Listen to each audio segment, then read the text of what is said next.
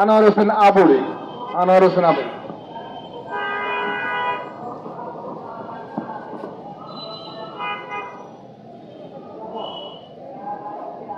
স্বৈরাচার বিজয়ের বর্ষপূর্তি উপলক্ষে বাংলাদেশ মুসলিম লীগ কর্তৃক আয়োজিত আজকের বর্ষপূর্তি সমাবেশে সম্মানিত সভাপতি, আমার রাজনৈতিক শিক্ষাগুরু, বাংলাদেশ মুসলিম লীগের নির্বাহী সভাপতি জনাব আব্দুল আজিজ হাওলাদার, বাংলাদেশ মুসলিম লীগের ভারপ্রাপ্ত মহাসচিব অ্যাডভোকেট আফতাব হোসেন মোল্লা, কেন্দ্রীয় নেতৃবৃন্দ, মহানগরের নেতৃবৃন্দ, উপস্থিত সাংবাদিক ভাই ও বোনেরা, আসসালামু আলাইকুম। আমি সবার আলোচনার প্রথমেই আমি আজকে এই 4 আগস্ট 2025-এ এখানে দাঁড়িয়ে কথা বলছি। 2024-এ এখানে একটি কথা বলার সুযোগ আছে। এই সুযোগ রয়েছে যে ছাত্র দেশে কৃষক শ্রমিক ছাত্র জনতা রক্তের বিনিময়ে তাদের প্রতি গভীর শ্রদ্ধা নিবেদন করছি।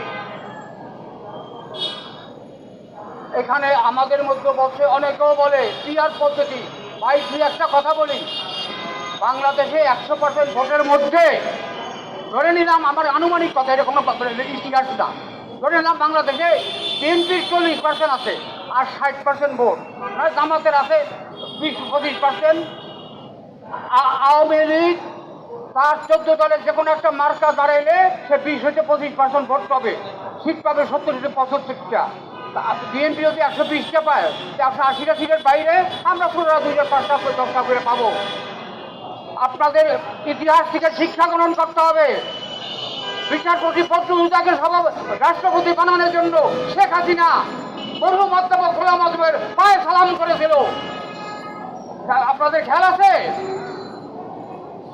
1954 সালে নিজাম ইসলাম সহ সকল দল এক হয়ে মুসলিম লীগকে পরাজিত করেছিল। 1969 সালে এদেশের সকল রাজনৈতিক দল এক হয়ে মুসলিম লীগকে পরাজিত করেছিল। পরে ইতিহাস আপনারা এইভাবে ভালো জানেন। ইতিহাস থেকে শিক্ষা করুন, পিয়ার টিয়ার দিয়ে চলবে না।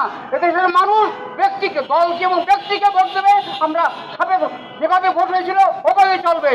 পিয়ার পদ্ধতিতে ভোট হলে ফ্যাসিস্টরা মাথা চাড়ার সুযোগ পাবে, এদেশের রাষ্ট্রদলীয়রা ক্ষমতায় আসার সুযোগ থেকে যাবে। কারণ এদেশের রাজনৈতিক নেতৃবৃন্দুর ইতিহাস খুব সুন্দর না, যে কোনো সময় বিক্রি হয়ে যায়।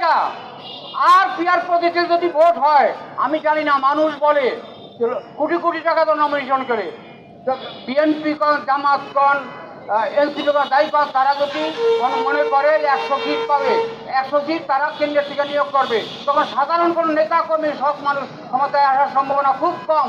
যে 200 কোটি 500 কোটি টাকা দিয়ে নমিনেশন কেন্দ্র থাকবো, সেই পার্লামেন্টে যাবে। সততার কোনো অবস্থান থাকবে না, সততার কোনো অবস্থান থাকবে না। দ্বিতীয় বলছি সংস্কার। গত 10 মাসে কি সংস্কার হয়েছে? আমার আশেপাশে বোধহয় এসডিএনএসের লোকজনরা আছে, আমাদের কাছে আসেন, আমরা দেশের কোনো ক্ষতি করতে আসি না। ঢাকা শহরের মধ্যে কি করে 400 লোক প্রশিক্ষণ করে গেরিলা নামে আওয়ামী লীগের দোসররা, কি ধরনের গোয়েন্দা, এই গোয়েন্দার ব্যর্থতা তাদের নিতে হবে এবং কার্যকরী পদক্ষেপ গ্রহণ করতে হবে। আমরা চাই না তাদের বিচার হোক, কিন্তু এই মুহূর্ত থেকে গোয়েন্দারা সঠিকভাবে কাজ করেন। জানি আপনারা বিগত 15 বছর ফ্যাসিস্টের কথা শুনছেন, এই সরকারের কথা শুনে আবার কী করবেন? ভালো হয়ে যান, ভালো হয়ে যান। কারণ স্বরাষ্ট্র উপদেষ্টা লেফটেন্যান্ট জেনারেল জাহাঙ্গীর সাহেব অত্যন্ত ভালো মানুষ, ভদ্রলোক। অত ভদ্রলোক দিয়ে দেশ চলে না, প্রশাসন ঠিক করতে হবে।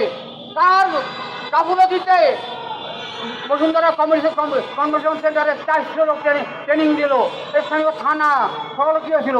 এই মুহূর্তে দেশের স্বাধীনতা সার্বভৌমত্বকে রাখতে হলে অতি সত্তর একটি রাজনৈতিক সরকারের দরকার। রাজনৈতিক সরকারটা আমি চাই সংস্কার হবে, নির্বাচন হবে। সকলকে ধন্যবাদ। আসসালামু আলাইকুম। ধন্যবাদ।